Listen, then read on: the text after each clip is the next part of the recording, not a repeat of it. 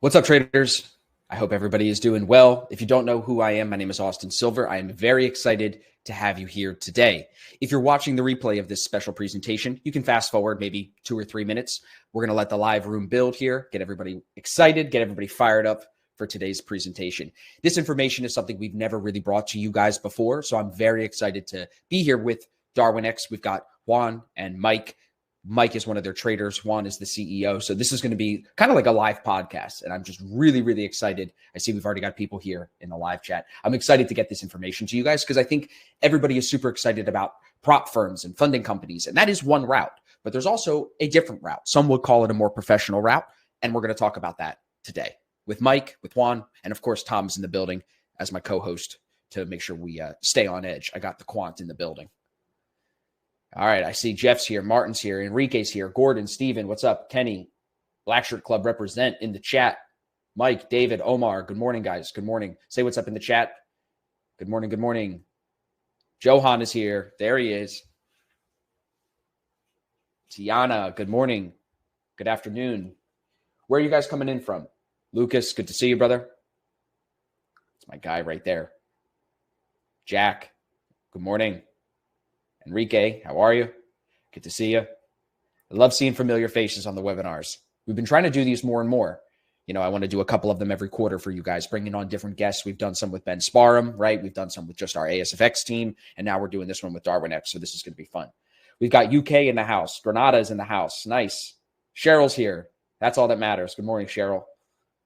Johan's in Cape Town. Dylan. We got South Africa. Stand up. What up, boys? UK representing. Where's the US? Otto's here. See, there he is. Florida boys. Come on. Mike, the guy that's doing the presentation today. You guys are going to meet Mike in a few minutes. He's in Chicago. You got anybody else here in Chicago? Bay Area. Nice. That's nice, but sorry to hear that. Get out of California while you can. Just saying. Cheryl's in Trinidad. Beautiful. All right, guys. We're going to wait one more minute, and then we're going to begin here.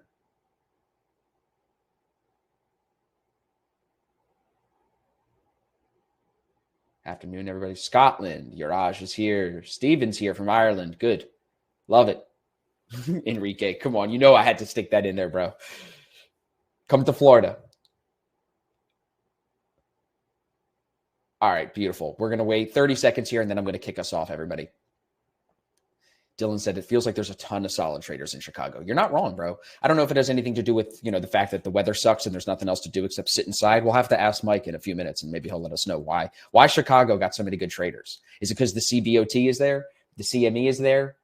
Or is it because it snows all year and it's cloudy and rainy and there's nothing to do? Jeffrey, good morning. Jerry, good morning. Nice. Good to see some familiar faces, guys. Thank you all for being here. This is going to be fun. We're going to let everybody just keep showing up. I know some people straggle in late. Nice. Omar from Miami. Nice, nice, nice. Jeffrey, where are you at?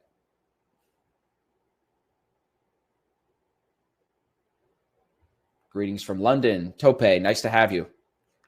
All right, we're ready to go. It's 10:02, so let's begin.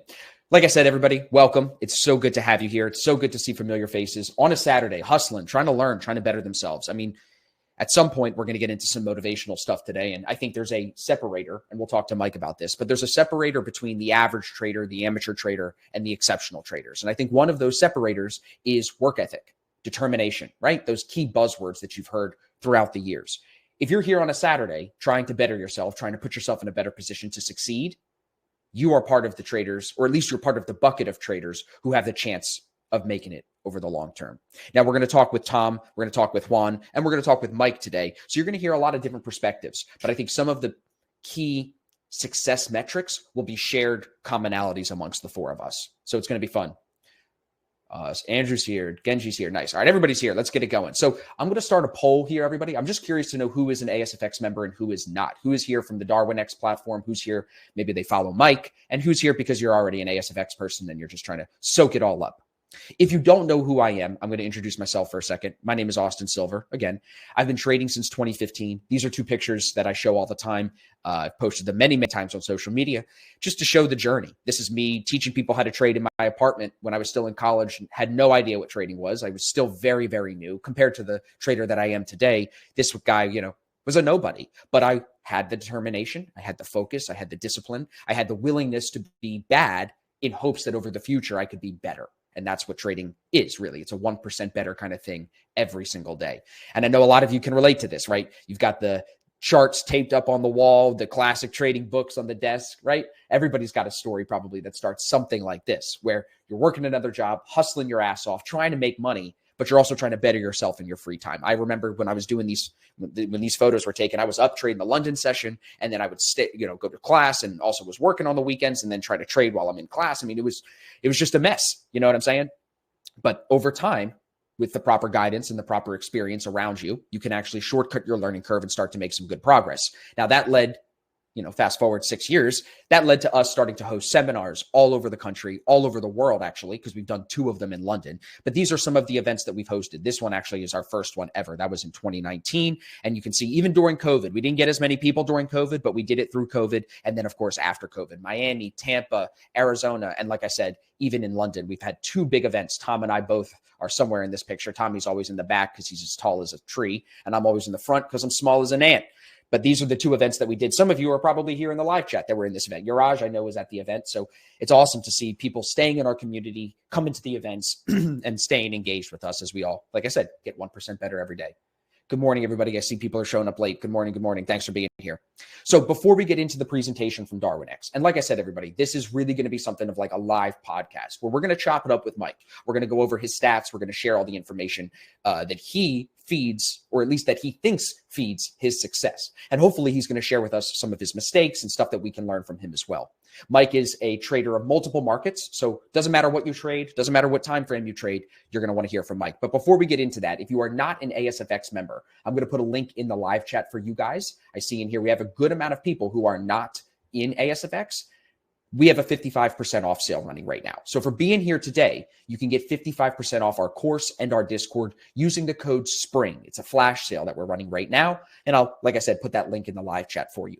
Now, if you're here for Darwinex and you want to offer for Darwinex, I'm going to have a great offer for you guys there too. So we're trying to bring both things together.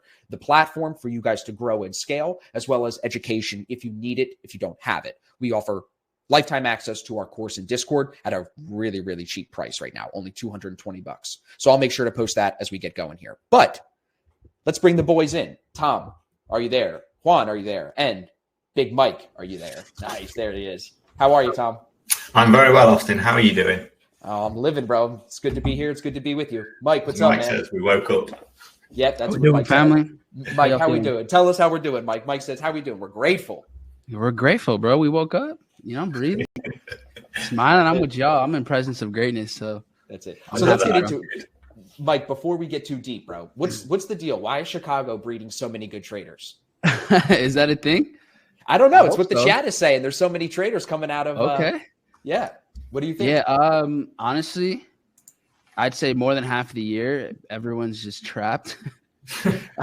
And maybe to work with their like seasonal depression, they're like, let me just create some freedom for myself and learn some skills. That's probably why, to be honest. 100%, bro. It's very, very true. Do we have Juan? Are you there? Can we make sure Juan is there? I'm here. Yeah. Beautiful. Nice. We're having a little bit of video camera issues. It looks like, Juan. Can you just turn your camera off and on? See if that clicks it for us. I think it's symbolic that he's just constantly progressing and loading. Right. He's constantly thinking. Yes. Yeah. For sure. There he is. There he is. Beautiful. Okay. Juan, good to see you. Yeah, happy you guys can see me. I was like panicky for a second there. No, you're good. You're good. And the audience, everybody here is cool. Like I told you guys, we're going to keep it casual and informative today. I don't want it to seem too formal because I think nowadays, when you look at things from like a marketing perspective, people really respect authenticity. They don't want the shirt and tie, scripted button-up thing. They want to feel like you're talking to a normal person, So that's what I want to make sure we get across today. So let's talk about Darwinex first, and then we're going to get into you, Mike. So Juan, I'm going to kind of defer to you here. You guys are, really kind of huge. 85 countries, 80 employees. You've been around since 2012. And I know you kind of talked us through the inception of Darwinex on the podcast, but can you share with the audience, why did you start this company? What was the reason for starting Darwinex? Okay, I think you're speaking to the wrong brother. So no, so seriously, my brother's a pretty smart guy. I think he's 2 years my junior. And 2009, he had been trading for for 3 or 4 years, had a pretty good track record, was already managing my money. And then we kind of said, this is a good enough track record. You should be going out and getting some investor capital. And then he hit this wall whereby retail traders are some sort of inferior human beings who don't have the skill set to be able to manage investor capital, or so it goes for like the system, regulators, and this and that and the next thing. And that kind of hurt. And then we kind of looked at, there's the internet, and there's going to be a lot of people in Chicago who are trapped by the weather, just trying to prove themselves. And we realized that was the case, right? And then, there's a lot of people out there. Obviously, not everyone's going to make it, but the best of that breed should be able to make it. And thus, we basically created Darwinex so that the fittest access the capital they deserve. And it's been quite the journey. We've gone through to hell and back. But I think the one thing that set us apart and kept us going where others failed was just that this uncompromising belief that there's you guys out there and that this is something worth doing. And fast forward to today, and we're kind of building credibility together, right? And slowly but surely, I think like Gandhi once said, first they ignore you, then they laugh at you, then they fight you, and then you win. I think we're in the fighting space, the fighting stage right now. Oh, good. So that's what it is. I love it. In terms of, by the way, just a full disclosure, I am not a trader. I know pretty much everything that happens after you click the button, but don't ask me when to click the button because I wouldn't pretend to have the slightest clue. So if I could say though, Juan, you are very humble, almost too humble. And I think that is one of the key qualities of a good CEO. You want to think that the CEO does not act like the smartest person in the room, and you never seem to come off like because that. I'm not. I respect that. That's what I try to do. I think the same way myself. I try to surround myself with other smart people like Tom and James and the guys in my business, because like that's what I think is a great reflection of a great leader. So I love that. Now, Mike, when did you first hear of Darwinex, bro? Because you were probably trading before Darwinex, right? Yeah. Way before Darwinex. I heard of Darwinex in 2020, February 2020. I was traveling around Europe, and when I was in Barcelona, one of my favorite cities in the world, one of my students, he was like, "Yo, check this out. Here's this like program that, like you can manage capital or something like that." And this one guy, he's trading, millions, like 20 million, something just absurd. And I'm like, "Okay, buddy, like, all right, sure, okay." And then he showed me the website, and it was insane. And this was around the time where there were other things too, similar to something like this that were coming out. But honestly, I didn't do anything with this until last year. So it was about 3.5-year hiatus. So I slept on myself and on y'all for sure. But yeah, I mean, COVID happened, and I think I was in like 10 or 14 different countries within like 45 days or something. So I was just busy. And then, I definitely underestimated, exactly the trajectory that something like this could have. So, but everything happens the way it's supposed to. It does, bro. I mean, it definitely does. I think a lot of us sleep. I mean, bro, I can relate to that so much. Tom knows. We had one of our guys, James, was getting payouts from funding companies for like 2 years before I even took the first funding challenge. So sometimes we sleep on things that'll actually be beneficial. I can relate to that too. Yeah. As well. So let's talk for a second about this slide that we have on screen. I'd like to hear from you, Mike. What's been your journey with Darwinex? So you were trading before, finding some success, you start mentoring people, and then you come to Darwinex and you start trading a virtual account, correct, with them? That's what it is described as. Yeah. So I'll be transparent, man. I underestimated this up until like January. I was like, okay, cool. Like I'll take this as another income stream eventually, like just build a track record. We'll see what happens. I didn't understand the level of professionalism and how much value is actually in your own statistics with the way that they kind of present things. And the process, I feel like it's like almost like a career path. It kind of feels like you go through their own seat allocation, and then obviously once you start to work with real capital. But so yeah, for sure, it was 100%. I was like, oh, cool. Let's just add this to the list of accounts that I'm working with. Nice. So it's pretty detached to start, to be honest. Yeah. So my question was going to be, in what way did you underestimate it then? Why is that this like realization come to the forefront now? One, I guess, was the payout. Like I just kind of didn't even realize I was going to get paid. I thought I was just building a track record. That was cool. Two, I got an email in January saying I was like first in the world. And I was like, wow. Because I wasn't looking at it. I was just trading it, you know? Right. And so once I got that email, I checked in and I'm like, oh, okay, cool. All right. We're doing pretty well. So then I went into the rabbit hole and just like got deeper into the risk engine, which I think is one of the coolest things I've ever seen. I like it's I think so useful to just anyone who maybe slips up with discipline sometimes, or I feel like it's getting closer to being and operating through a hedge fund where you have the analyst, you have a researcher, you have an executor, you have risk management team. So for a retail trader, we do all of it. So having a little bit of like backup, I think is kind of cool. And especially for investors, they have that kind of security knowing, okay, something's helping mitigate risk through this process. So yeah, that to me is. We'll get into the risk engine. I have a couple slides in here. I want to talk about that for sure. So when you came on board, was it something where instantly you found success, or were you initially kind of skeptical and maybe hesitant? Like, how did you build confidence with Darwinex? Like, what were some of the things that happened over the course of your first couple of months? And then even January to now, what has happened that has really made you confident that this is a career path for you?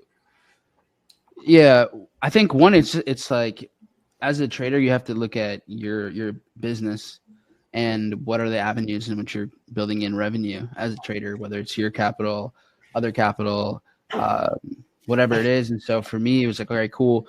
This will be another income stream. And then I liked the pillars that this company was moving through, because it wasn't like, hey, just, pay me to do these challenges. And then the incentivized, like the business isn't incentivized through trading failure. It's literally the opposite. So that to me was like, that's different. This is a completely different popular right now. It's a traditional prop firm style model that is based on trader success and getting more size as you're more successful. Yeah. And I just love the transparency. I think transparency is really a touchy subject in the trading space. And being able to, one, just have to face your own reality, like face the truth of how exactly it is that you're trading through these environments. I think that's such a high level of accountability, and whether you have it on a public level or not, but you kind of can't escape it that way. And so they've been around since I think like 2012. So once I started doing my research, I became more confident. But starting off, it was just like, okay, like there's just a lot of different avenues. And so I'm just easily willing to invest if the risk reward looks like it's there, which it did here, considering it's been around longer than like any prop firm that I've ever seen. And not that this is something like that, because it's not, but there's a lot of green flags for me. And barrier of entry was pretty low. So I was like, let's run it, man. So what did it look like at the beginning? Because everybody, we got some questions in the chat. I'm going to wait till we get to the end, but like here, people see the progression, step 1, step 2, step 3, 4, 5. I know you're a Darwin Silver right now, correct? So you've already kind of hit a couple of thresholds that make you that rank. What was it like at the beginning? Like, I think what most people are probably wondering is, do you get nervous knowing that there's money invested in you? And what does it look like on your own account when you're executing these trades? Are you just trading a 100K account of your own money, or like, what does it actually look like on the execution? Yeah, the execution is actually cool, because you're just trading your account and that's it. One account, super easy. Like, that's all you do. And then it automatically just, the back end takes care of everything. So it's like, you have the back one end, account. it copies it over. Yeah, they take care of absolutely everything. So you're just trading your account, and it's really simple. Starting off, nerves, not really, but I mean, I've also been trading since like 2016 is really when I started diving into everything. And so there's some things that, you kind of have a little bit of leverage when you have experience. Yep. So, but for anyone that's never done that, I mean, yeah, there's going to be a emotional roller coaster. And I think that's why it's having the phases where it's like the fastest you can get to gold is 8 months, which is good. Because I really think it's building the right habits. Like there's a lot of positive reinforcement to having good longevity-based habits here. And as a trader, like that's just the truth. This is an infinite game. So you have to approach this so differently. And the way we're wired just through life is not for this. We have to consciously start to reprogram a whole bunch of stuff. And even the way we perceive how money works, how to survive in something like this, how to lose. Because, that's part of the game. You got to learn how to lose. Big one. So yeah, I think there's definitely a different emotional curve, but it really just depends on how much experience you have. But either way, you have to go through it, because if you're going to do this, you're going to do it big, right? Like at least that's my opinion. Yeah. If you're going to get into the skill, the exact same motions pay. It's just the capital that you're working with and the risk percentage. But you do have to go through that experience of, okay, what does it feel like to work with 1,000, 10, 100, a million plus? And those things you can't skip. Like you just have to go through them. Yeah. So am I correct? And either Juan or Mike hop in on this, but from step 5 here, you're making 15% of the profits month over month. Is that what it is? And then you get a 15% payout on the allocated capital over that last month of what you made? I'll have Juan give the official answer there. Okay. Just before we go into that, just a couple of notes here. Everybody talks about the different venues to get capital allocation and so on. And in many ways, those things are like, all this is a bit like a job in the sense that there's many places you can apply for a job, right? But whichever job you go to, you're gonna have to show a CV. And if you don't have a track record, then you can show. It's basically like I said, I went down that rabbit hole and down that rabbit hole and then down that one.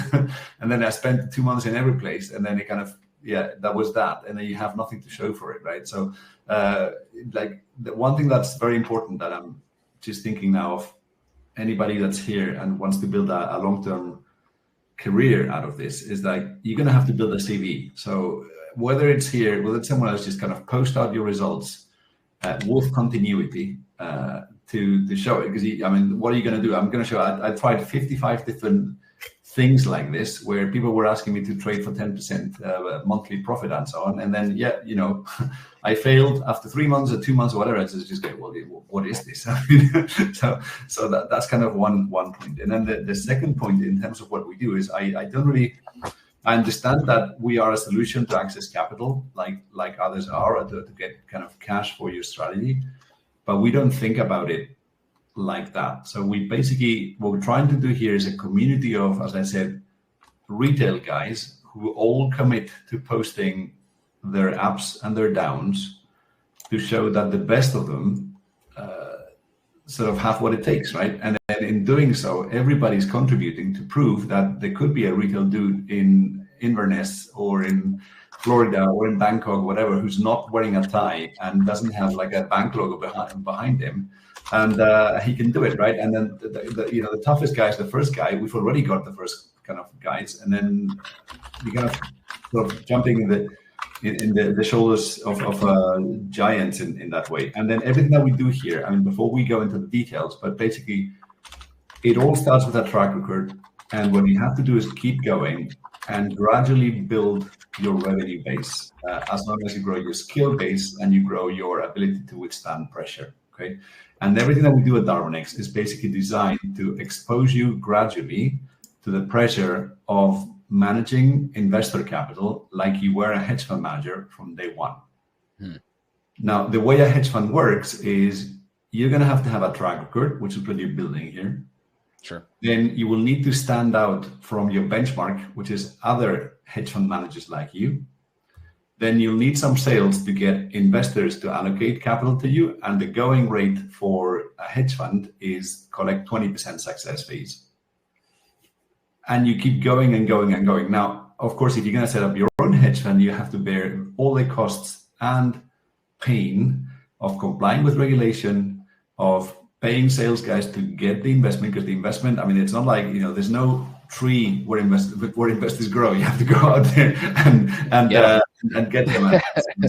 So all that you're going to see here is a gradual progression whereby you're building your track record one step at a time and benchmarking how well you do against thousands of others like you. So you can see, where am I in this journey? What does it take to make it? How much can I make? And how does it work? And yes, as you grow, you're going to land allocations and you will get paid 15% of those allocations. Initially, it's always cash, but the first allocations are going to be virtual, because no one's going to give you, like these investors that do not grow on trees, they're not going to fund you after 3 or 4 months of a successful track record, because everybody gets lucky for 4 months, possibly even for a year, or in a favorable market environment and so on. So the way it's built is that you start out in the kind of minor leagues where the stakes are lower and the payouts are also lower, but then the cost is always like $38 a month, which I think is something because that's designed to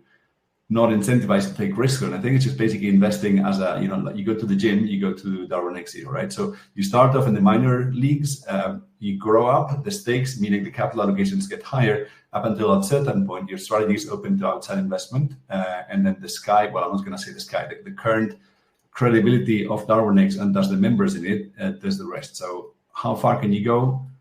30 million of capital allocation, 15-20% performance per year, because that's what we're what investors ask for. 15% payout, you do the numbers, roughly it's about €1 million. Okay. Yep.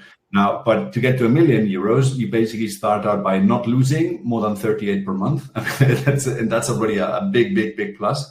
And then gradually you make $100 some months, you make not every month, then eventually you make $100 a month, $200 a month, $500 a month. You can fund your life account. And the minute you have a life account, then we don't charge you anymore. And then you keep going, right? You grow your own capital with the right mindset.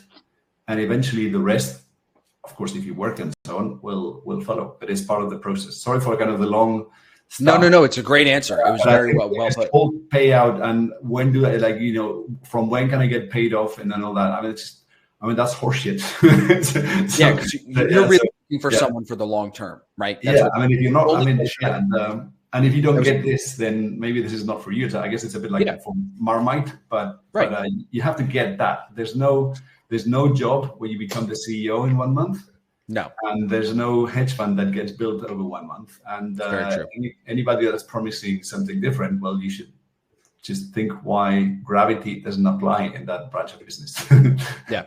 So the only question I have to that explanation, Juan, is you mentioned the payout after the capital is allocated to you. So does Mike get paid out whenever somebody, if I come in as an investor and I want to invest 100K into Mike, does he get 15% of the initial 100K, or is it only on profits? Okay, well, so for you to land investor capital, you have to progress to the next level, which is gold. But the way that works is, let's say today's like 20th of April. So Mike just got allocated 1 million for argument's sake, to make the numbers round. So the investor that just invested 1 million will pay out quarterly success fees. So let's say Mike makes, for argument's sake, 5% in a quarter, which is already kind of pretty good. So he will get paid 15% of 5% times 1 million, which would be something like 7,500 euros for that one investor. And then of course that investor stays, so it doesn't go away. It grows on itself. So basically, I mean, from a technical standpoint, you can think about it like you become a fund.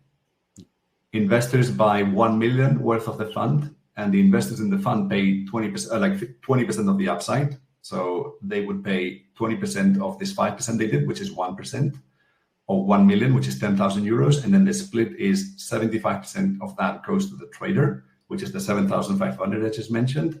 and 2,500 is what we get, so that we can invest in the platform and get another million and another million. And that's quarterly, you said, correct? Quarterly. Every investor pays quarterly from the moment he joins. So like this investor which just joined with $1 million today, he would pay in a quarter, but then the next investor who joined on the 10th, like on 30th of April, he would pay 10 days later. And that way you kind of gradually building and a revenue stream, which you can project at all times, from the investors you've got. If you post a certain performance, which day you're going to get paid how much. Love that. You got any thoughts on that, Tom? You're on mute, Tommy. Tommy. He's speechless. He's speechless. There we go. Turn the audio. There we go. I was typing the questions away, saving them for later. So no, you're good. You're good. The mic off. No. So one of the things that I was going to ask, and hopefully, Juan, you can just clear it up for some of the people, is just that, like, talk to people about the difference between Darwinex Zero and Darwinex, please, if you can, just to like separate the two sort of different products so that people can understand, because I think that's something that's been asked in the chat as well, because you do have two separate sort of ways of getting it. Okay, so I'm a bit of a controversial guy. So there isn't any difference in the sense that you do the same thing in both cases, and you compete with the same guys for the same amount of capital. The only difference is that Zero is traded on virtual capital for a subscription. So you trade, I think it's 100,000 euros on FX and CFDs accounts, and 1 million euros on futures accounts, and post a track record off the back of that. In Darwinex, you're actually trading your own capital. So, and it's designed, the way it's done is that you start out on virtual until you prove to yourself and basically to yourself that you know how to manage capital. We cap your downside to $38, and the minute you have the confidence or the capital to set up your first account, that's when you transition to Darwinex and trade your live account, by which point the product is free or is included with the brokerage fees. So yeah, to sum up, it's two ways to post a track record, which is participating in this challenge for capital. One carries a subscription fee and no risk because you're trading virtual capital. The other one carries risk because you're trading your live capital, but there's no fee. Thank you. Appreciate you clearing that up. Yeah, I think one of our fortes, unfortunately, is not marketing. So if we can overcomplicate things, we do. but that's, traders first, marketers second. From your perspective, Mike, since you're traveling all over the place, you went with Darwinex Zero, correct? Because Darwinex itself doesn't take U.S. customers. Is that correct? That's right. Part of the reason why I couldn't do it was because y'all didn't want to have me. They didn't want us American people, bro. They're tired of us Americans, bro. I get it, Juan. I get it, Juan. We're dirty Americans. It's fine. We'll keep our hot dogs to ourselves. No, guys. This is a question of regulation, right? And I think many of you guys do FX. So the license, the cost, like the capital to establish a license for FX trading in the US is 20 million euros. And unfortunately, we can do lots of stuff with 20 million euros. Anyways, that's the reason. So for everybody here, it's a great segment for the Darwinex Zero guys. Juan, his brother, their team are offering $10 signups for the first 50 buyers. So that's our offer for you guys today. I'm going to put the link for that. You can use either this special link or just a discount code they set up. It's ASFX, and you can get that $10 sign up. So for those of you that are here, I see people in the live chat that are like, hey, I want to try this out. I've been wanting to try it out. Now it's literally a no-brainer, but it's only for the next 50 people. And we've got more than 50 people on here right now. So if you're interested, jump on this now. Get yourself signed up for the next month and start testing out the platform to see if you enjoy it.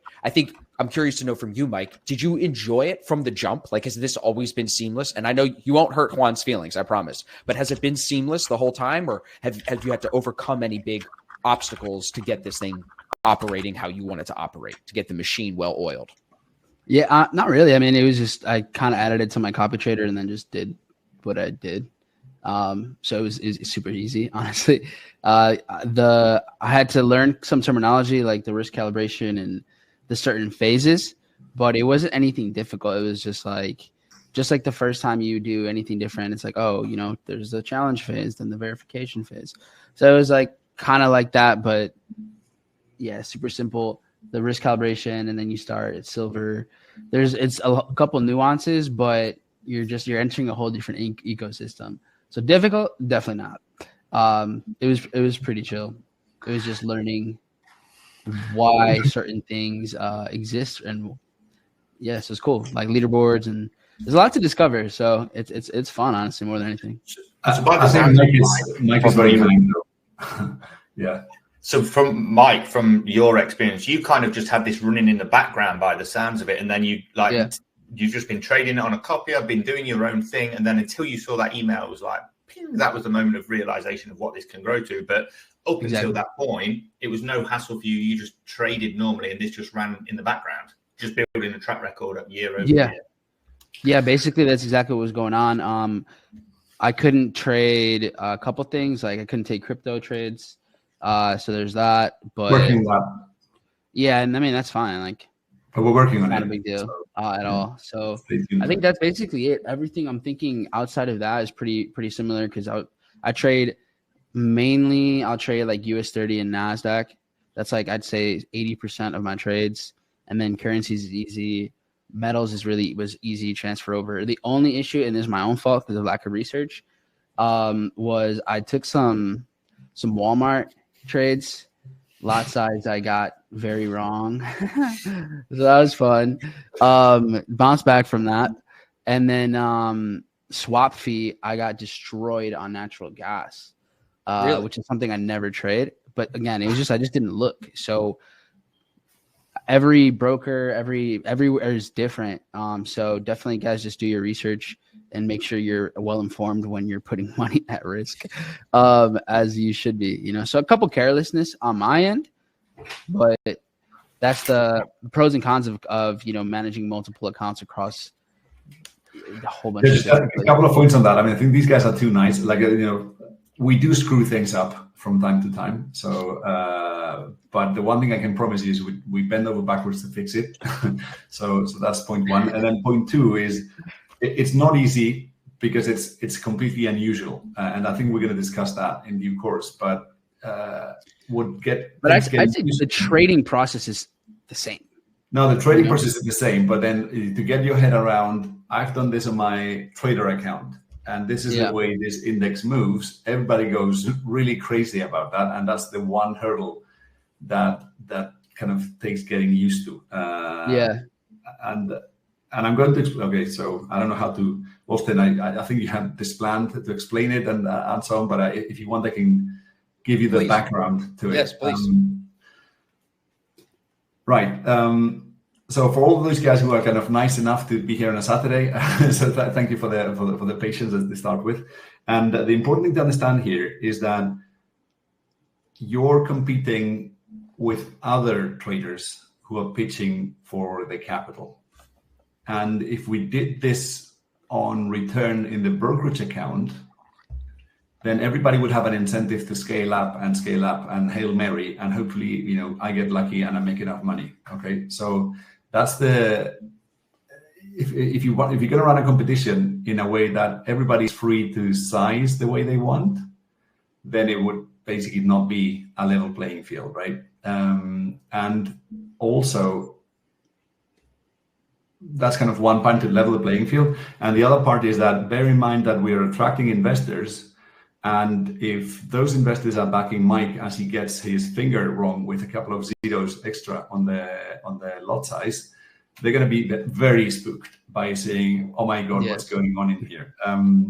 So we've built this thing, which we call a risk engine, that is there to handicap everybody's lot sizing in a way which is personalized to each strategy, that everybody has about the same probability of losing money or like losing a certain amount over a given month. Okay, and this is key. And I'm just going to give you an example here, and please, I'm just going to have a look at the questions here because I'm sure there's going to be plenty of them. But let's think back from the end of this. We're saying to investors, look, you can invest your money in the S&P 500, or you can invest your money with one of our traders. That's kind of the high-level pitch, okay? So which way are they going to look at the investment opportunity? They'll say, well, the S&P 500 on a really bad month, like the worst month every couple of years, I could lose, say, 15%. So what we do is then we take the trader strategy. So we'll take Mike's strategy, and he's going to do, as he was saying, he's just going to trade 100,000 euros, like, just like the way he would. And we will say, given the way Mike sizes his trades, what would be his worst month every 2 years?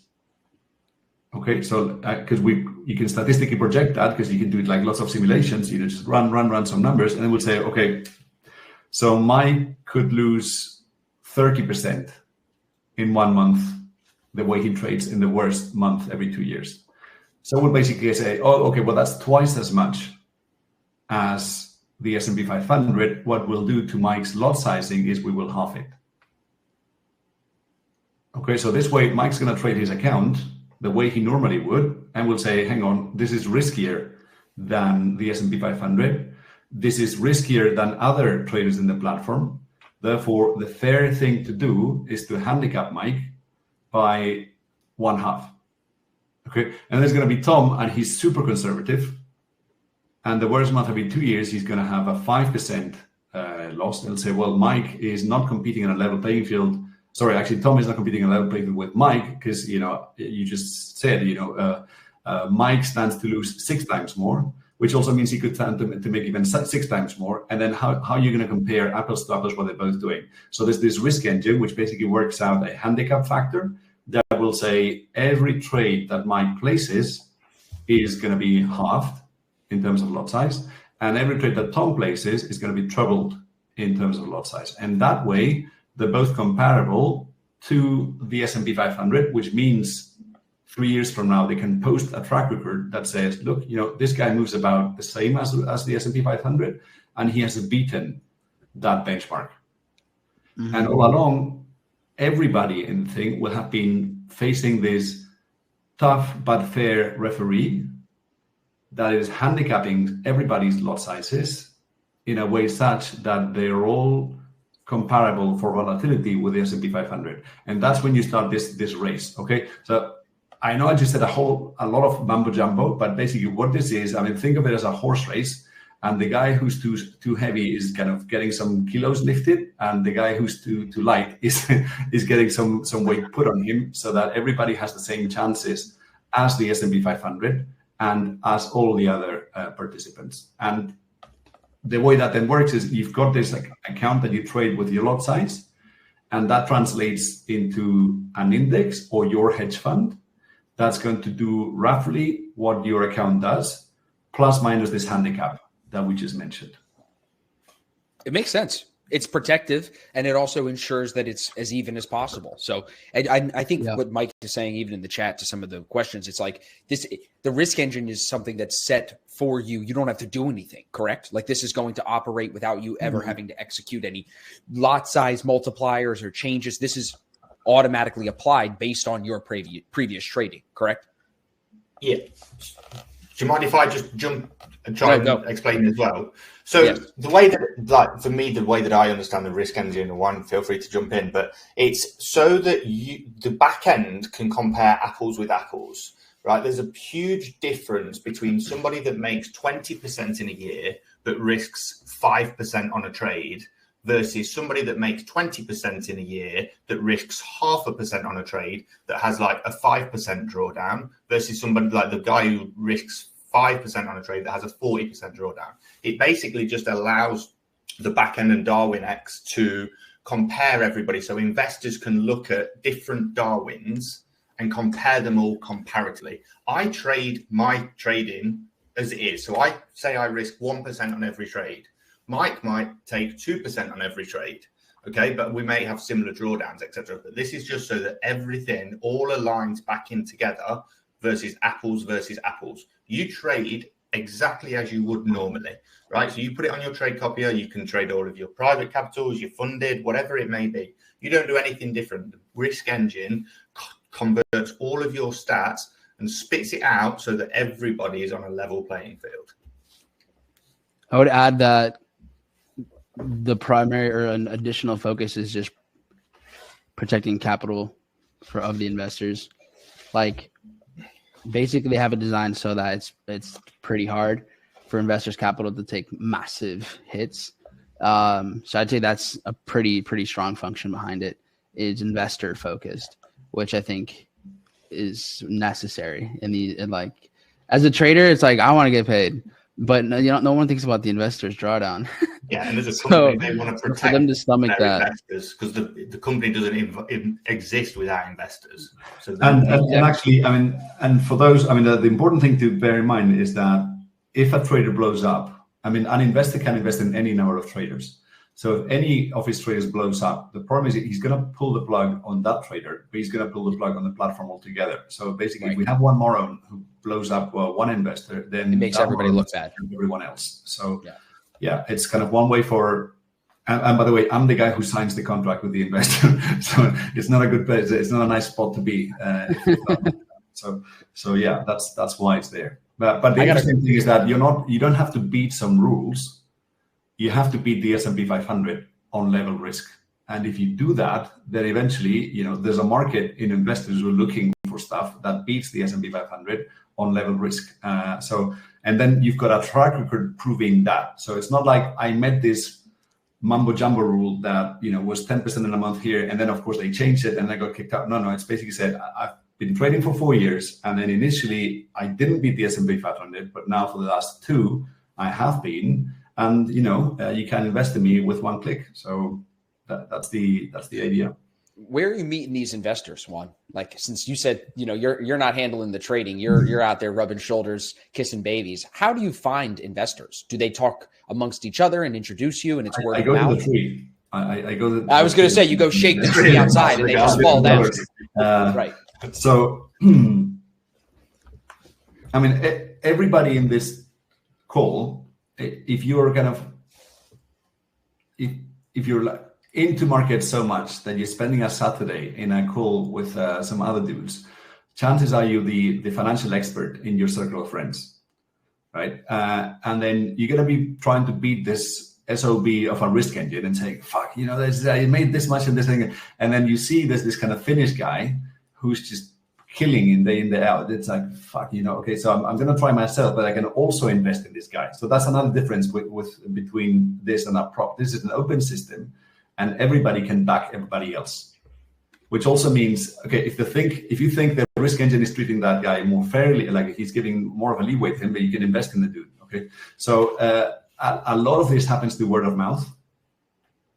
And then as the best traders are building a good and better track record, then there's word of mouth. There's a fair amount of word of mouth. And then, and this I can also say is I just literally signed off on launching our own hedge fund to back the best traders. And that's awesome. Essentially, it's going to take some time, but some of you guys will see a Darwinian fund as an investor in due course. That's basically that's the cool. hedge fund. That's like house money. That's cool. What do you think about that Finnish guy, Mike, that's in first place that he's talking about? When I did the podcast with Juan, he told us that he was the #1 World of Warcraft trader. The dude's just like, I just pictured this like fat dude gaming, eating Hot Pockets all day, like in that South Park episode. That's what I picture. And meanwhile, this guy's crushing it, bro.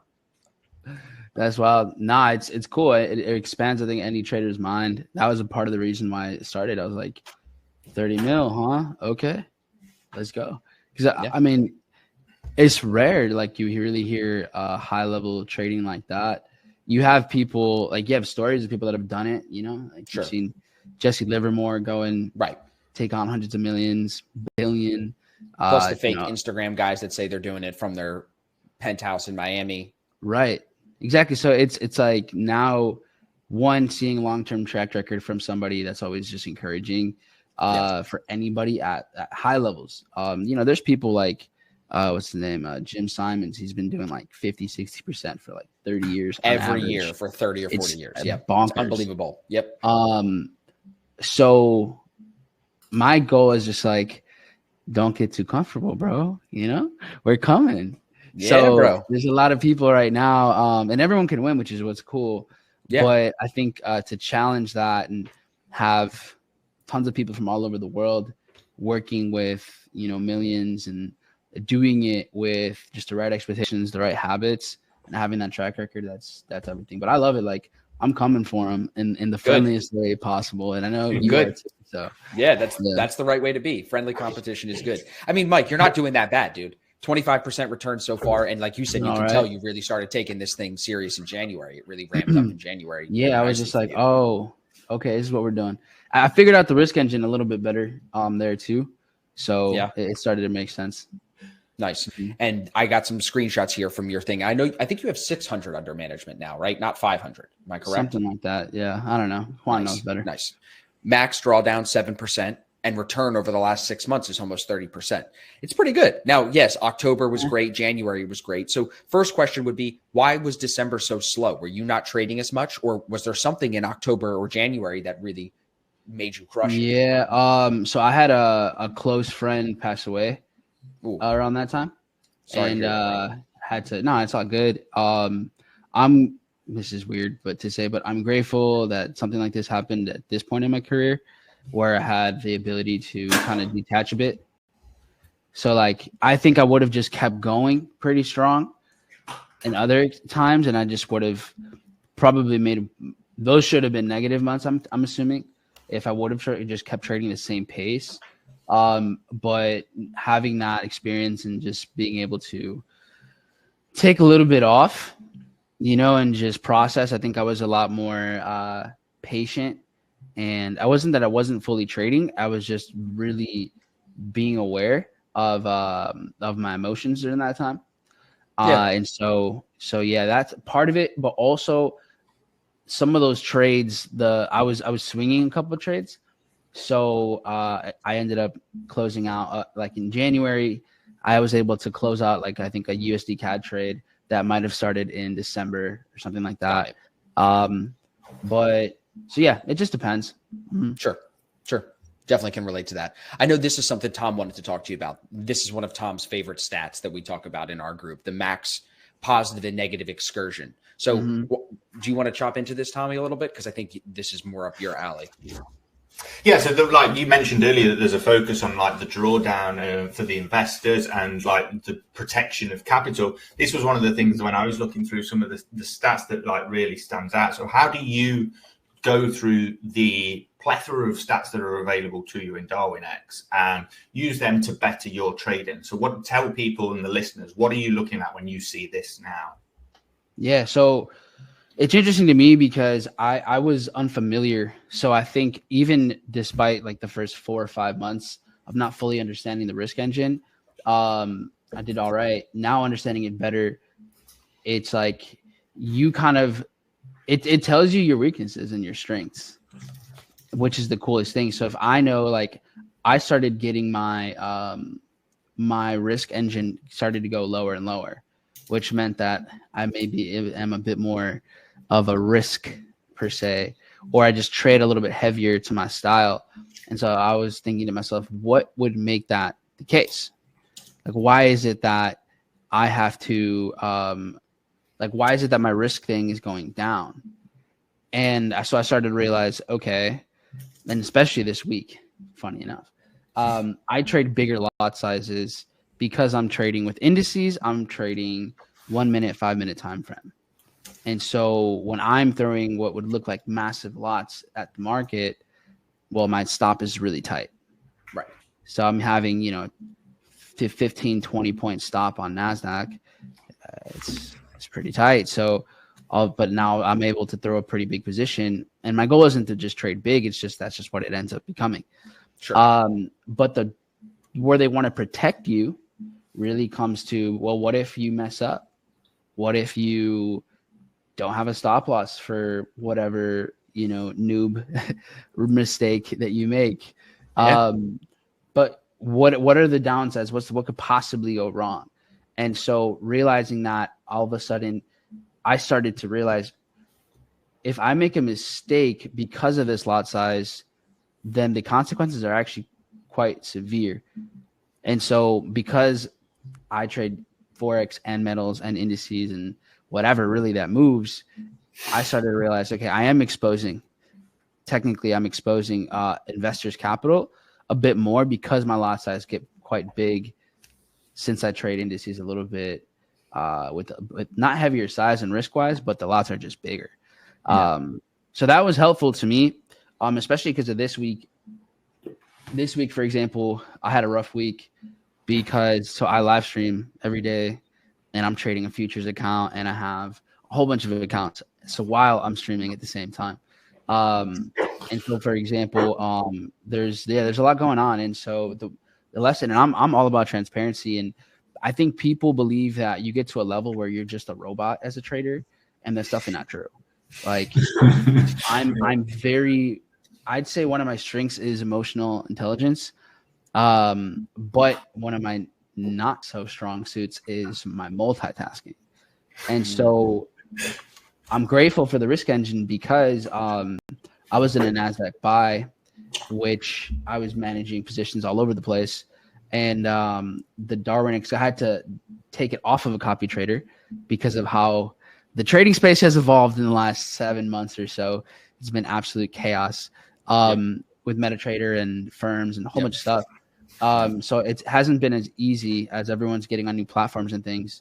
So I was manually trading my Darwinex account. And that's the one that unfortunately I slightly ignored in terms of how I was managing it. And so by the time I checked up on the account, it was not great. So naughty. No. So I was under the impression that I had been stopped out on NASDAQ and the trade was just over hours ago. Meanwhile, what really happened was I got absolutely gutted by NASDAQ's breakout of a 50-day consolidation. So yeah, that was great.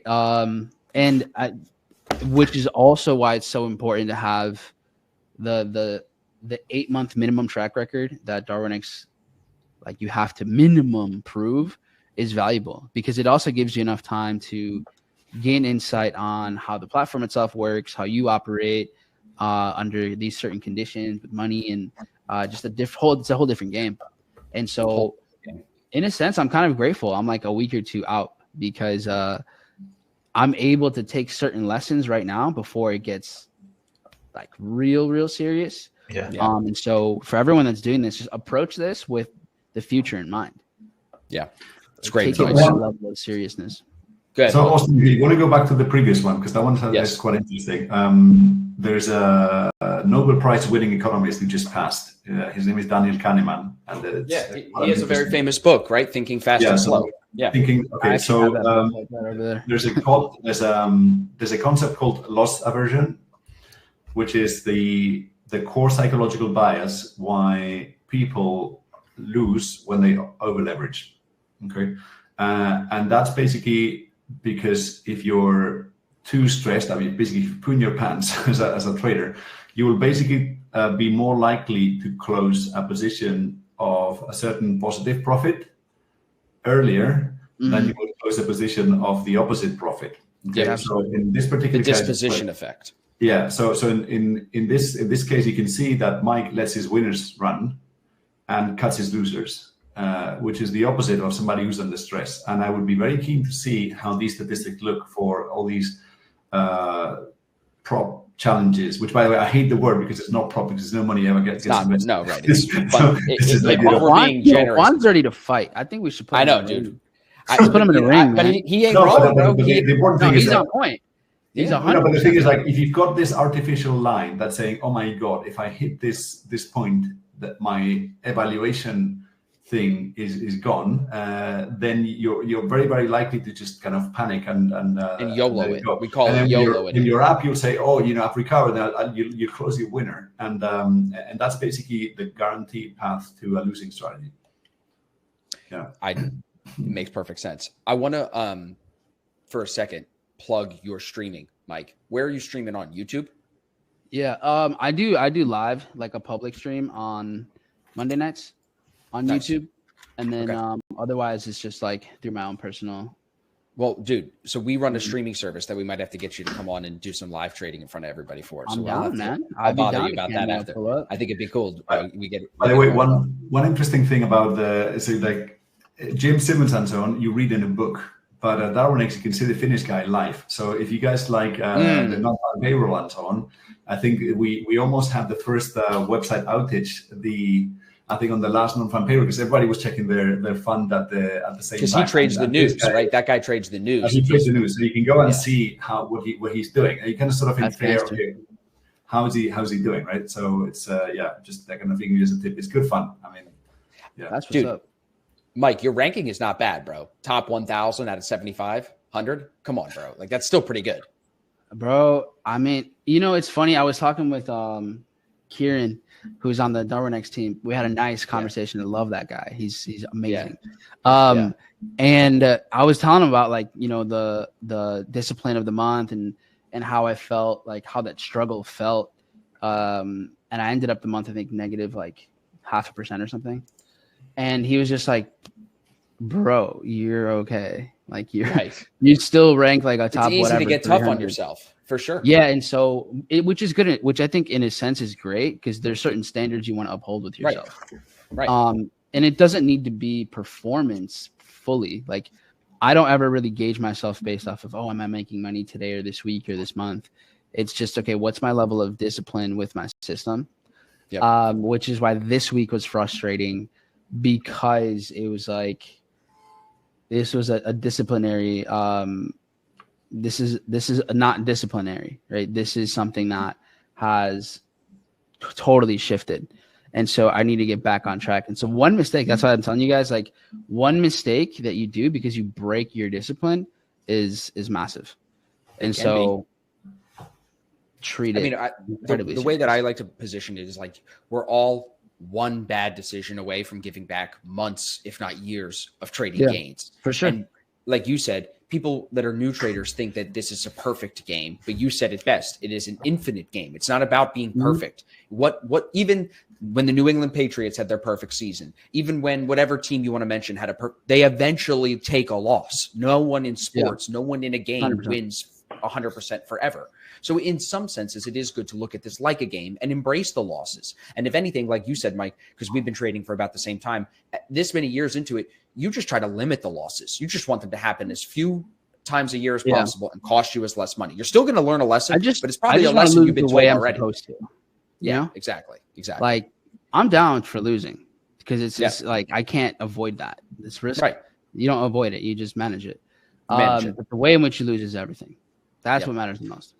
And I think right here we can see what Juan said about your stats even more. Average winning trade is 20 hours. Average losing trade is 7 hours, literally 1/3 the amount of time, which is cool. Especially hearing like that you trade a lot of different time frames, a lot of different strategies. It sounds like where you'll swing UCAD, but you're scalping NASDAQ.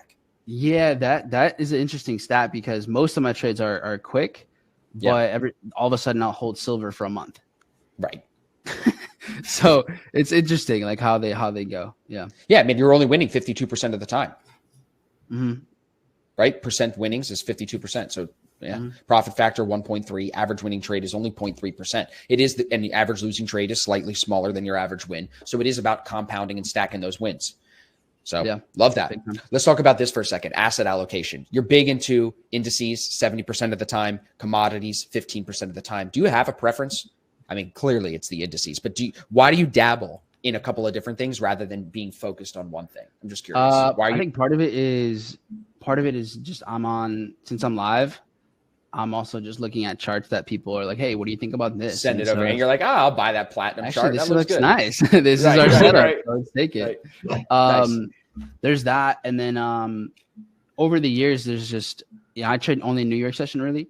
So certain things just pop up at different times. So sometimes Euro USD or XXX USD pairs, they're just not giving me any setups, but gold or silver are looking nicely. So I'll take one of those. And then I look at the correlation. So there's pairs that correlate nicely.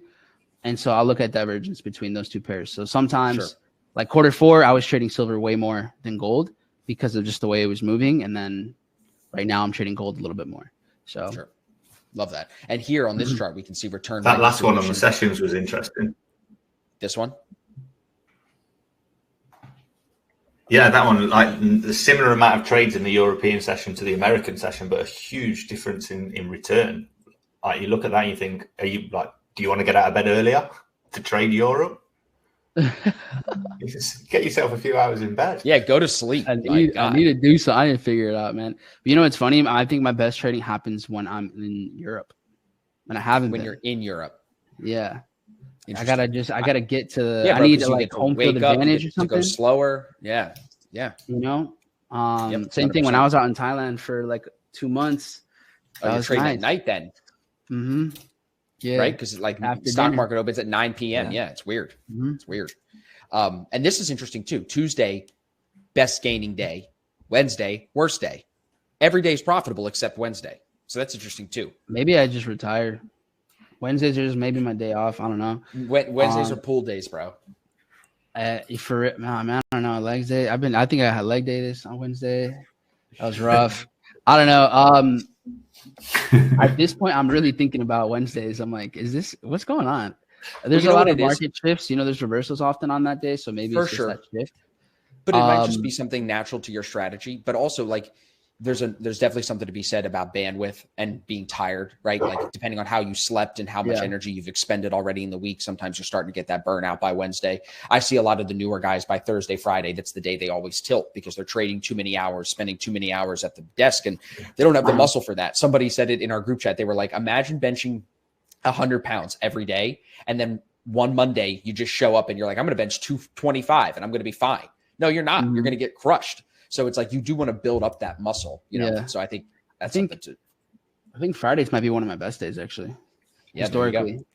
There we go. So, I don't know. Maybe I want to get into the Q&A because we could talk for hours. Yeah. There's a lot of good questions, and there's a lot of good questions in here. So let's just really quick go over the offer, everybody, because I know some of you have already taken it, but I see some questions there. If you go to checkout with the link that I posted, I'm going to post it again here in the chat for you guys right now. Use this link. You can either use the code ASFX or you can just go with the link specifically and you can get signed up. That's going to hook you guys up with that $10 sign up fee and then only $38 per month after that. Highly recommend you guys take this offer today because it will expire. I think Sal said it expires at the end of next week. So we will get rid of all 50. Once we hit 50 or we get to next weekend, the offer's gone, everybody. So take it while you can. What would you say, Mike, before we get into the questions, because 2 people asked this earlier, what would be your advice to a person just starting out with Darwinex? Yeah, I'd say number one, if you just focus on discipline, like understand what your system really entails. So what's your entry strategy? How do you manage your trade, your exit strategy, your risk management, all that good stuff.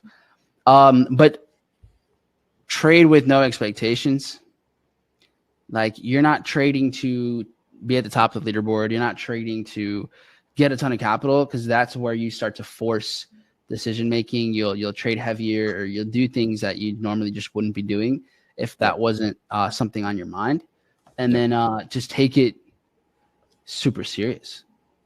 Sometimes it's difficult to see. I definitely didn't. And there was pros and cons to that because I was extremely detached. But when you are operating, knowing that eventually real money's on the line, eventually, like it's your own business. It is kind of like a career path. Then you're able to just see kind of like what you're building. So I think when you kind of think with the future in mind, you're able to just almost see yourself, okay, I'm a professional. What would I do? How would I manage certain things? You know, how do I prepare for a trading session and the day before or that morning or whenever? So yeah, that's what I would say is just stay detached and you're going to be confronting the truth. And so it's not good or bad. It is what it is. And so take that and spin everything that you see through a silver lining and through a lesson for sure. Yeah, I love that. I got a first question here. Are there contract size limits on the future side, like with Top Step and some of these funding firms? They limit your contracts. Are you limited in position sizing at all on the Darwinex or Darwinex Zero platforms? Yeah, I definitely can't open a certain slot size amount that I would normally. I have to split my position sometimes. So I'm actually not really sure on that, on why exactly. So you can open them eventually. You just kind of have to split them, which is probably why the risk engine for me is like, hey, chill out, dude. So like instead of having, you know, let's say I'm going to throw 50 lots at NASDAQ or something, or US 30, I'd have to split it like 15, 20 if it lets me. Sure. That's because of margin. And then I mean, Juan, you can answer that question. Maybe, I don't know if you know. Yeah, I mean, if it's CFDs, there's a limit to leverage in Europe. So the platform is configured not to let you lever. That makes sense. So it's not really, it doesn't come from us. And quite frankly, it doesn't even matter because as you know, there's this handicap factor. So you could enter like 550 lots. The thing is still going to scale you down. So it's sort of, it defeats the point. I mean, you have to just, Okay. Is there a correlation between the high and low performing periods amongst the Darwinex traders? Yes. Can you go into any detail on that? Yeah, so like this just the shit months, and then like everybody does badly. So like I think the last month's been a shit month, and I can say that as a large investor. Well, markets have shifted, right? Like we were bullish the whole start of the year, up 25% to start the year, and literally the last month since the end of March, it's been sideways and down. So everybody's freaked out. So that makes sense. I think that's actually not a good thing, right? I'm like if you're having a shit month, it's like okay, well, you know, it's not huge consolation, but it is some consolation to see I'm struggling, but so is everyone else. Everyone's doing terrible. Nice. Yes. We're all fine. Yeah. I mean, we're all in this together. We're all shitty. Yeah. All right, I got another I'm one not here. gonna say shitty, but like it's just like there's environments where it's just tougher, right? So I got another question for us here. And I was thinking about this earlier. Would it make more sense to trade with Darwinex once you're already more consistent, since by then it would reflect better on your trader's profile to the platform? Is this for a new trader is really what the question is. I honestly think that it depends on maybe your financial situation.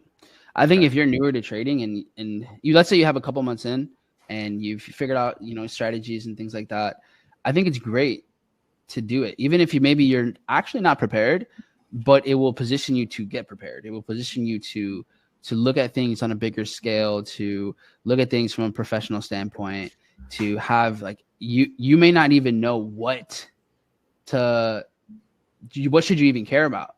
So if you do have a profile, then it literally, here are these stats, here are these details that you're probably not thinking about that are actually important to you or to an investor.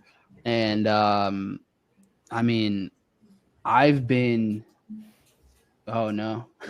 Austin's too hot. You're I was going to say you're heating up over there. Your party needs to be easy to cool off.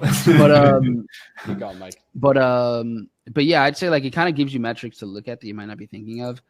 I've been in the game for almost 10 years, so it's amazing. But for sure, doing this, I realized, there's things that I had never really even thought about thinking about, you know? So, I think it's a great tool. If you are definitely struggling financially, then yeah, maybe you build up to something like this, but the barrier of entry is pretty low anyways. So I think the cost just to track record, even if it might not be going well, I think it's so worth it. I have all of my students go through here, even if they're just getting started, because it just mentally positions you to think about where you're going to be in 8 months, in a year, in a couple of years. And that long-term mindset is valuable. I think that's super valuable. So if I may, just a couple of additions here. So the reason you have mentioned we've been around since 2012, and we have been around with a live brokerage product, which is Darwinex, since 2012. And the reason we launched Darwinex Zero was because it breaks our heart when you have somebody who starts trading an account which he clearly can't afford, with so much leverage, who kind of growing the wrong targets, blows his brains off within 2 or 3 months, because there's only one way that can end, kind of with lost dreams. And they've lost their money, but I think it's worse because they've lost their dream. They're saying, I'm not a good trader. I mean, I tried for 2 months and I didn't, just imagine some guy who just learned cycling and said, I'm not a good cycler. I started cycling 2 months ago and I haven't won the Tour de France. It's like, what the fuck? So this is just a way to say, okay, look, you just start off without that pressure, and look at it with a long-term game. And I think the way, and that's something I think for those who haven't tried it, it's like we have deliberately set the account size at $100,000 or at $1 million in the case of the futures, because we don't want you to think of making 30,000 with 1,000. We want you to think of kind of making 10%, 20% on $1 million and saying, well, if I had $1 million, then I would have made 100,000 euros or 200,000 euros. And there's some guys who already got like the 10 million, which is sort of the same thing. So why would I gamble my capital away? And then, of course, the reason we then allow people to go to live is to say, well, there is a cost to the service, because there is a cost to giving the same infrastructure you're trading on live. That costs about 38 times 12, like $500 a year. Why should I be paying $500 a year for a service if I can get it for, if I know how I'm trading? So at that point, that's the reason, right? It's like trade for 38 for as long as you can't afford it, or you can blow them. And once you know what you're doing, then save the cost and just trade live, because every trader will at some point want to grow his own capital, right? So that's the reasoning behind it from a corporate standpoint. I think you inspired a couple of people today, Mike. This is the hour flew by, but between your experience and Juan with the clarification, Lucas is inspired. So I'm hoping we get a couple of good people to come over to the Darwinex platform and light a little fire into your ass, Mike. How about somebody signs up from the webinar and starts competing with you? That's so cool. Yeah, man. Let's grow together. That's no one loses here. Like no, by doing it like that. So the process is awesome, man. Like I think this is, to me, it just encourages all the right behaviors. Yeah. And if you can't face that truth, then it's just not going to be for you. Yeah, I was going to say trading is not for everybody. It's just the way it is, So this platform is really trying to find the guys that have the right characteristics, and the long-term view being one of them, to buy into a process that over time will get you to where you want to be. Nothing's overnight. There you go. Otto said, I'm into this. Just signed up. Thanks, guys. So I think you're going to get some good. I'm going to send you some good traders. So you better be ready, Mike. You better bring your A game next week. I'm telling you. Let's go. Let's get it. But the thing is, everyone, like, I think you have to remember, like, okay, it looks like, okay, I'm competing with this 7,500 guys, but you're not. I mean, you're really collaborating. Right. Everybody can win. Right. No, but it's not just that. I mean, I think everybody out there, you say that the word day traders, oh, that's a fucking loser. And so basically you show like 8,000 of them pulling in their weight day in, day out, and they're making it. At that point, well, hang on, just like there's good people playing kind of video game simulations in cars and they're beating Max Verstappen. Well, there's some guys who are in this, like, and they're beating the real guys. So maybe I should, and I can actually invest in them, right? So you're not competing, you're actually collaborating to build credibility. And there's infinite money out there. I mean, I think the important thing is you don't have to beat the other guy, you have to beat the S&P 500. Exactly. So. I love that perspective.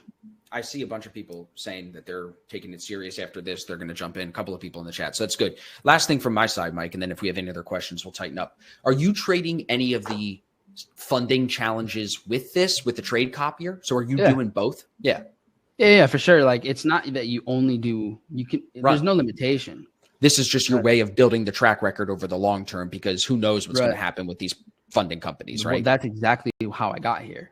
Well, or even with us, but this is the important thing. Or even like, just imagine that Darwinex went away, but no one can take away your track record. That's important. You can show I've posted all these things, and it's your track record. It's not, and it's your rules. So that's the important thing. It's like, of course, you got to try all of them, because there's plenty of money in there. And if you get lucky enough to, well, if you're good and you get lucky to get paid, because maybe you do well and you don't get paid, but that's for another day. But so you should try, of course. Yeah. Mm-hmm. Yeah, I like that you said that. Like, even if we go away, like, that's cool that you said that. A lot of people probably wouldn't say that.